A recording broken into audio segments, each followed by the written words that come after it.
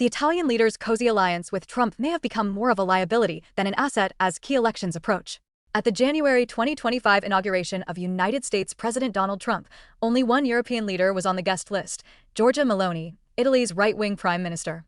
The month before, she had been pictured holding an intimate tête-à-tête with Trump in the dining room of the Élysée Palace, where France's President Emmanuel Macron was hosting a celebration for the reopening of the Notre Dame Cathedral in Paris.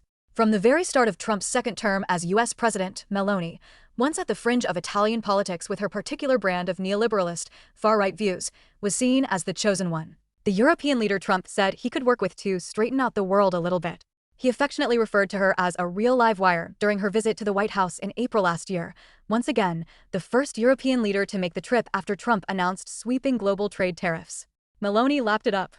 Presenting herself to the world as the only European who could de-escalate Trump's trade war, she called him a brilliant man and asserted that, with him, she would make the West great again. A little over a year later, that bonhomie now stands punctured, with Trump's war on Iran the trigger. When we don't agree, we must say it. And this time, we do not agree, she said last weekend of the U.S.-Israeli war on Iran, during her visit to the Gulf region, the first by a Western leader since the start of the war. Along with the Italian authorities' refusal to allow U.S. bombers to refuel at a military base in southern Italy a week before, Meloni's words were the starkest sign yet that she is finally saying no to Donald Trump. She wanted to play the role of the bridge between Trump and European allies, and this initially looked like a good idea, said Roberto Dallamont, a professor of political science at Lewis University in Rome. But today it has become a liability, and she is trying to correct this. With the start of the U.S.-Israeli war in Iran, Meloni's delicate balancing act of appeasing Trump while dealing with the political and economic fallout of a war over which the country had not been consulted quickly became a major headache. Polls show that a solid majority of Italians are against the war in Iran, particularly as a result of soaring energy prices it has triggered, and the proportion of those who hold a positive view of Trump has plunged from 35% to 19%. Meloni faces key elections in Italy next year, analysts note, so this cannot be ignored. Last month, voters turned out in large numbers to reject a referendum on judicial reform proposed by Meloni. In a poll which analysts say was more about expressing disapproval for Meloni and her unwavering support for an increasingly erratic American president, voters aged 18 to 34 voted against her proposals by 61%.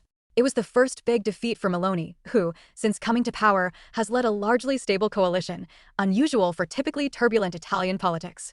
The result of the referendum is partly to be attributed to the fact that many young people voted against it, not so much because of the merits of the referendum's object, but because of the situation in the Middle East.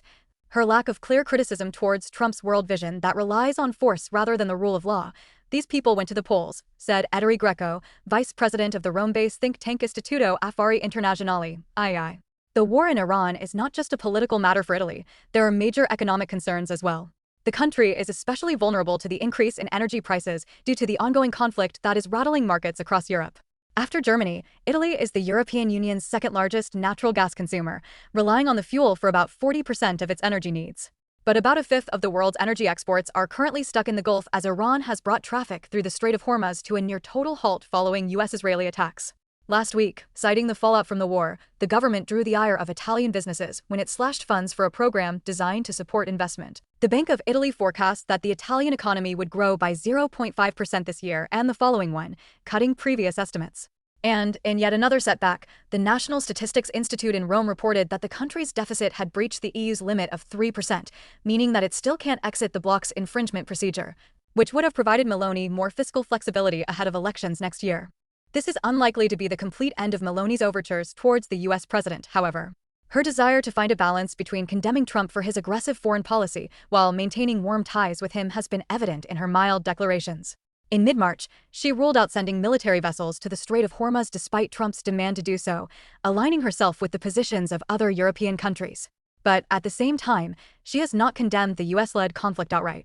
Extricating herself from the clutches of Donald Trump will, after all, take some doing. This is a woman who is very cautious, pragmatic, and politically skilled, Dallamont said. She is not going to put all eggs in one basket. She will still straddle the line and move more towards European allies, step by step until she can distance herself without breaking relations.